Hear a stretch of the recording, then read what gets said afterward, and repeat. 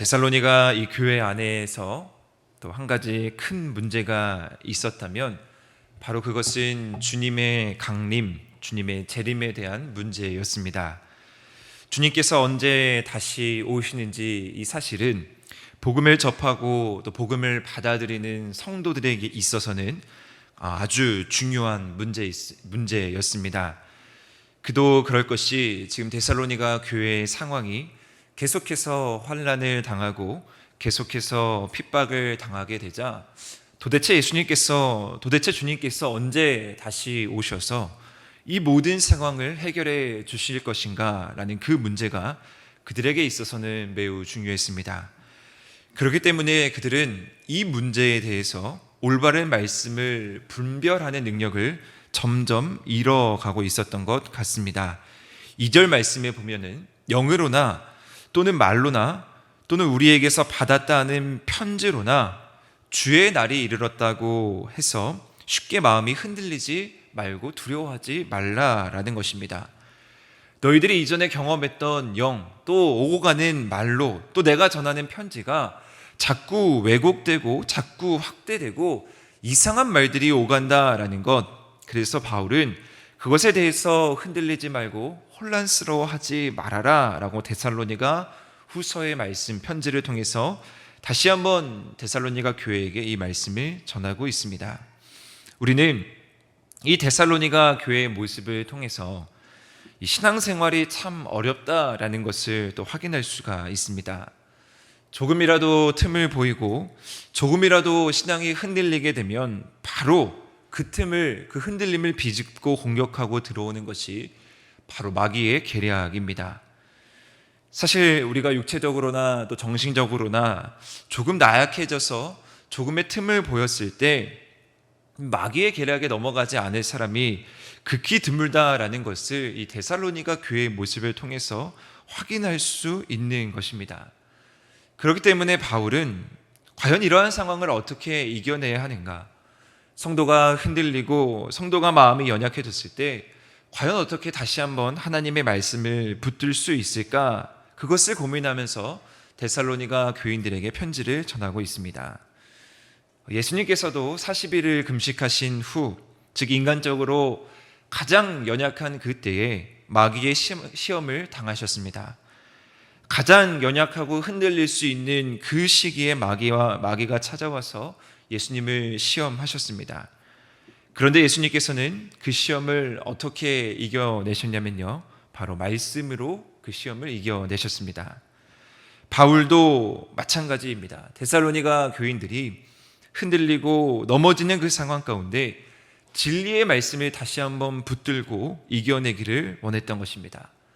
그들이 갖고 있었던 잘못된 생각들, 잘못된 그 가르침에 대한 오해들, 특별히 그들이 생각하고 있는 종말론, 주의 강림에 대한 문제들, 그것에 더 이상 흔들리지 말라라는 것입니다. 마음이 흔들리게 되면 당연히 그 마음 가운데 두려움이 찾아옵니다. 우리의 굳건한 믿음이 흔들리게 되면 바로 그 가운데 두려움이 찾아오는 것입니다. 그러면 우리는 그 두려움 때문에 온전히 예수 그리스도를 바라보지 못하는 일들이 종종 우리의 삶 가운데에도 생기게 됩니다. 따라서 성도로서 우리가 외부의 세력에 미혹되지 않으려면, 우리가 유혹을 받지 않으려면 우리 가운데 무엇이 있어야 되냐면요, 바로 분별력이 우리 가운데 자리하고 있어야 합니다. 이 데살로니가 교회에 편지를 하고 있는 이 상황뿐 아니라 오늘날도 어쩌면 더 심한 상황이 우리 가운데 닥쳐 있습니다. 바울 시대보다도 더 미혹의 영이 가득한 것이 바로 오늘날 시대의 모습입니다. 거짓과 진리가 혼합되어서 마치 거짓이 진리인 것처럼 행세하는 것이 오늘날의 모습이고요. 우리가 진리를 따르면 손해보고 어쩌면 거짓을 따르면 이득을 보는 세상이 오늘날이 되어버렸습니다. 그래서 자연스럽게 우리 또한 마음이 흔들리고 두려운 마음이 생기게 됩니다. 그때 우리에게 요구되는 문제가 있는데 그것이 바로 말씀으로 굳건하게 세워진 분별력입니다. 그리고 그 분별력은 다른 어떤 곳에서 찾을 수 있는 것이 아니라요, 예수님께서 그려 하셨듯이 말씀 안에서 그 답을 찾아야 한다라는 것입니다. 바울은 오늘 이 데살로니가 교회가 겪고 있는 문제에 대해서 정확하게 가르침을 주고 있습니다. 왜 주의 날이 아직 임하지 않았는지 그 근거와 판단을 제시하고 있습니다.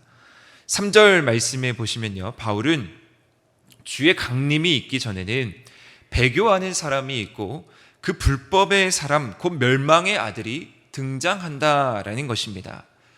그들이 나타나기 전에는 아직 그의 날이 임한 것이 아니다라고 말합니다.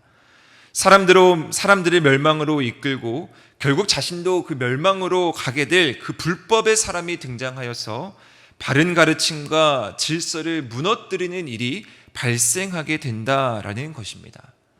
그들이 혼란스러워할 때 바울은 분명하게 어떠한 일이 있는지를 정확하게 그들에게 알려주었던 것입니다. 불법의 사람이 엄청난 능력을 보이는 것처럼, 엄청난 유혹을 하는 것처럼 이 세상 가운데 나타날 것이다. 그런데 거기서 그치면 또 그들에게 혼란을 더 가중하게 되는 것이죠. 그런데 바울은 거기서 그치는 것이 아니라 이 불법의 사람이 나타났을 때 과연 어떠한 일이 일어나는지 이어서 계속해서 설명하고 있습니다. 쭉 말씀을 보시고 8절 말씀에 보시면 이렇게 말씀이 기록되어 있습니다. 그때에 불법한 자가 나타나려니 주 예수께서 그 입의 기운으로 그를 죽이시고 강림하여 나타나심으로 패하시리라. 사실 불법한 자가 이미 활동하고 있으나 지금은 그것을 막는 자가 있어서 우리는 그것을 보지 못하는 상황에 있는데, 만약에 모든 사람이 불법한 자를 발견하는 그때에 예수 그리스도께서 강림하셔서 그 불법한 자를 멸하신다라는 것입니다. 불법한 자를 반드시 예수 그리스도께서 강림하여 나타나심으로 죽이시고 패하신다라고 말씀하고 있습니다. 그렇기 때문에 성도는 더 분별하는 영을 가지고 깨어서 예수님의 나타나심을 고대해야 한다라는 것입니다. 우리도 마찬가지입니다. 많은 사람들이 예수 그리스도의 재림을 가지고 그것을 미혹하고 그것을 가지고 사람들을 유혹하는 그 교리들이 많이 있습니다. 그때 우리는 과연 그들에게 어떠한 말씀을 가지고, 그들에게 올바른 말씀을 가지고 전할 수 있는지, 그것을 우리가 고민하면서 그들에게 정확한 말씀을 전해줄 수 있어야 합니다. 왜냐하면 그 뒤에 말씀에 보시면요, 혹여나 우리가 사람들이 미혹을 당하게 되면 그것은 더 이상 남에게 책임을 미룰 수 없다라는 것입니다. 예수 그리스도를 잘 믿다가도 가끔 이단에 빠지는 사람들이 있습니다.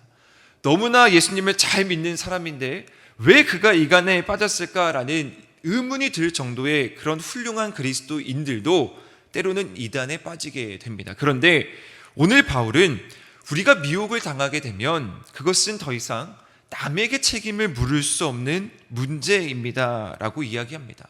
왜냐하면 사람들이 거짓을 따르는 것, 사람들이 유혹에 넘어가는 것은 이렇게 바울은 근거를 제시합니다. 그들이 진리를 사랑하지 않고 불의를 좋아하기 때문입니다.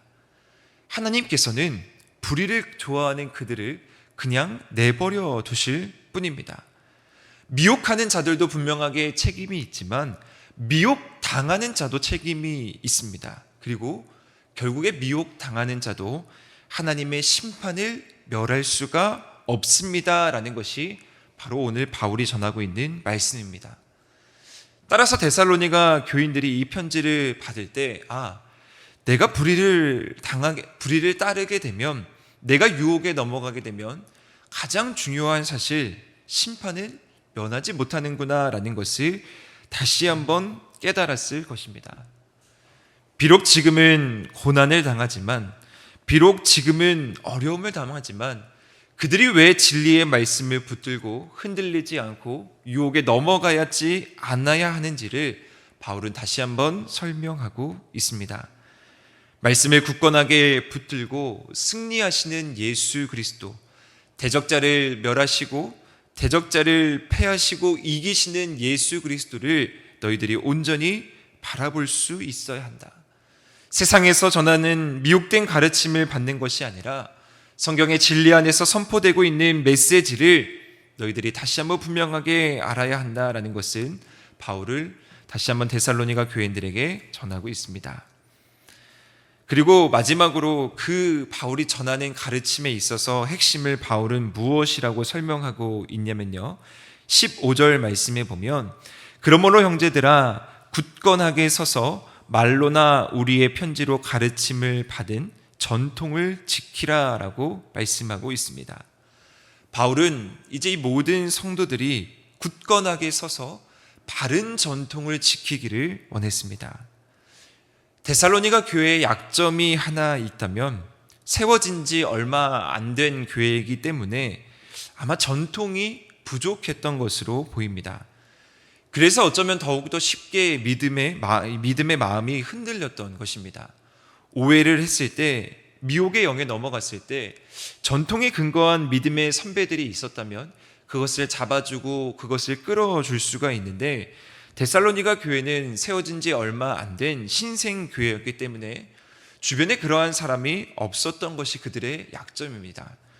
그래서 그들은 누구보다 바울과 같은 지도자가 더 절실하게 필요했던 것입니다. 그런데 오늘 말씀에 비추어 제가 묵상을 하면서 우리 한우리 교회의 장점이 있다면 바로 우리 교회는 105년이라는 그 긴 세월에 전통이 있다라는 것입니다. 바울의 표현으로 우리는 더 굳건하게 전통을 지킬 수 있는 아주 중요한 장점을 가진 교회라는 것입니다. 미혹되고 불의를 따르는 성도가 혹여나 우리 주변에 있다면 우리는 그것을 바른 길로 인도해 줄 수 있는 신앙의 선배들이 우리 교회 안에 자리하고 있고요, 진리의 말씀을 전해줄 수 있는 전통이 우리 안에는 있습니다. 다음 세대가, 우리의 자녀들이 신앙의 분별력을 바로 갖지 못하고 그들이 방황하고 있을 때 우리 아이들에게 아름다운 신앙을 전해줄 수 있는 우리는 신앙의 부모님들이 많이 자리하고 있습니다. 따라서 우리는 이 아름다운 전통이 우리 교회 안에 계속해서 흘러가 흔들리지 않고 두려운 마음을 가지지 않고 말씀에 굳건히 설 수 있는 그런 아름다운 교회가 계속해서 돼야 합니다. 미혹의 영이, 유혹의 영이 곳곳에서 있을 때 우리는 굳건하게 말씀을 붙들고 그 진리의 영을 붙들고 우리가 전통을 아름답게 나눌 수 있는 우리 한우리 교회 되길 주님의 이름으로 축원합니다. 그래서 바울이 데살로니가 교회에게 전했던 것처럼 우리가 이제 다른 교회들을 위해서, 다른 성도들을 위해서, 믿지 않는 사람들을 위해서 더 굳건하게 복음을 전할 수 있는 그런 성숙한 우리 모든 한우리 교회 성도님들 되시기를 주님의 이름으로 축원합니다.